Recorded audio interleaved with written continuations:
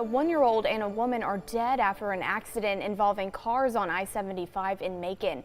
Yesterday afternoon around 4:30, a truck rear-ended a car, causing it to rear-end a truck, and then that truck rear-ended a van.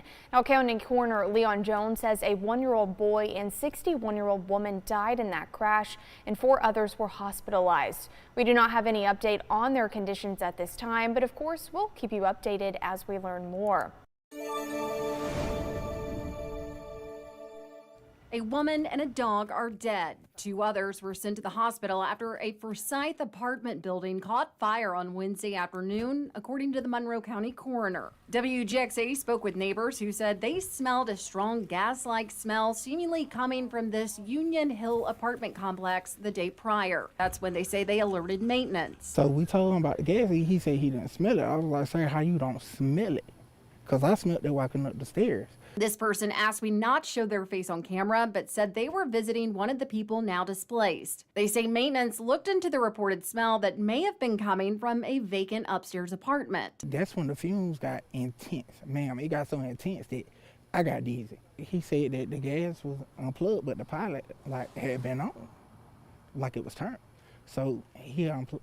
I guess he fixed it or whatever, he closed the door. So we left and we went on the time. Just after 3:30 Wednesday afternoon, officers and fire crews responded to the Union Hill apartments on 235 Union Hill Drive after receiving reports of a fire with someone trapped inside. Police say that one person reportedly jumped from the 2nd story of the building before the fire department arrived. However, Monroe County coroner confirmed a group of people were able to catch the person that jumped to escape. The person who died is believed to be 67-year-old Sherilyn Elder, but reporting from Monroe County, Gloria Ruffini, WGXA News.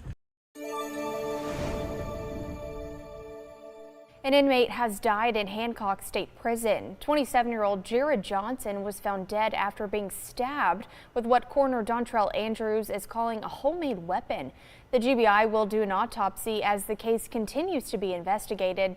This is the 3rd reported inmate death in Hancock State Prison just this year. A man is arrested after a Houston County car chase. Last night, a deputy tried to pull over a car for a suspended registration. The driver refused and sped off. After a pit maneuver, the car flipped and came to a stop. The driver, 39-year-old Eric York of Macon, was immediately taken into custody. There were no reported injuries. A teenager will spend 2 decades in prison for shooting and killing someone in 2024. 19-year-old Jaquan Johnson pled guilty to manslaughter, aggravated assault, and possession of a gun during the commission of a felony. Johnson shot Honorary Melendez at a home in Fort Valley when Melendez came to the house to buy marijuana and was told that there was none for him to buy. A fight started. Melendez pulled out a knife and Johnson shot him in the chest before running off. Johnson was given a 45-year sentence with the first 20 to be served behind bars.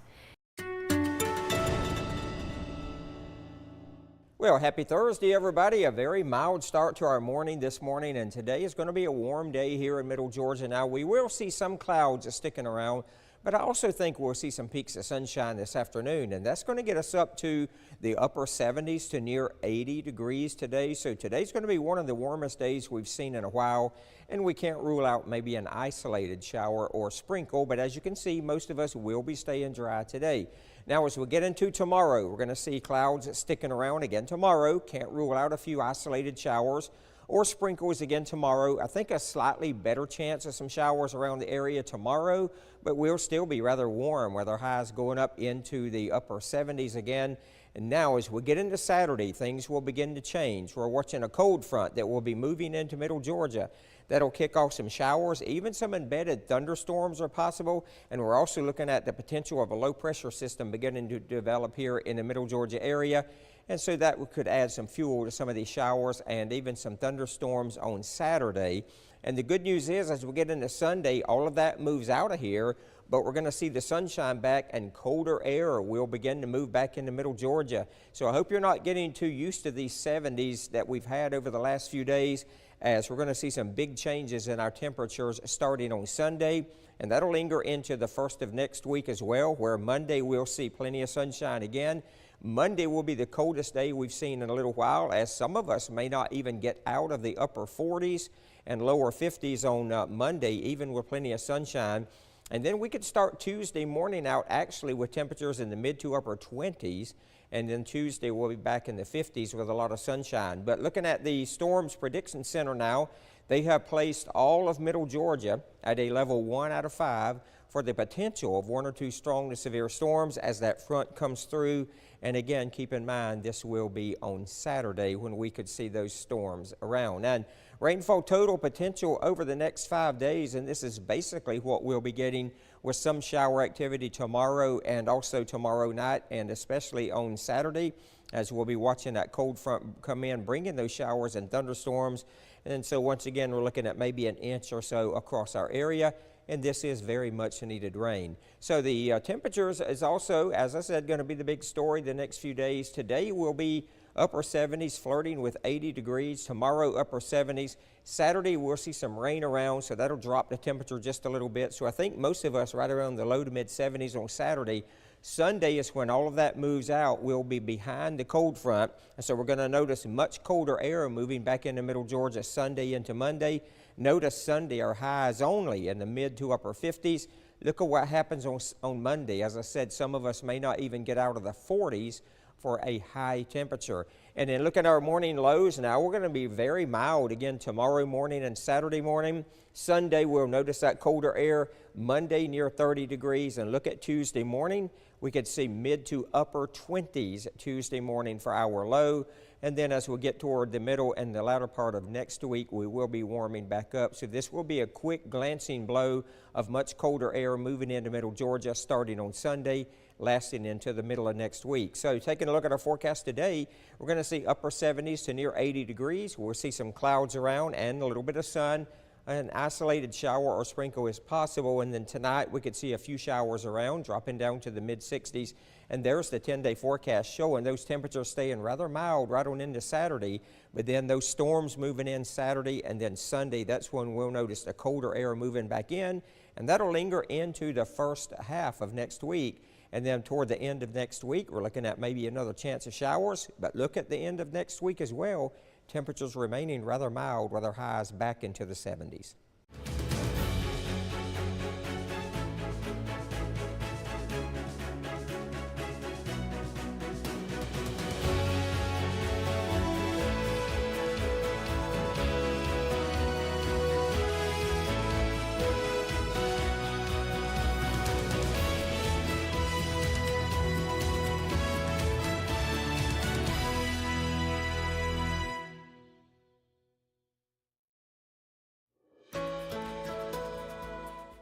Light it.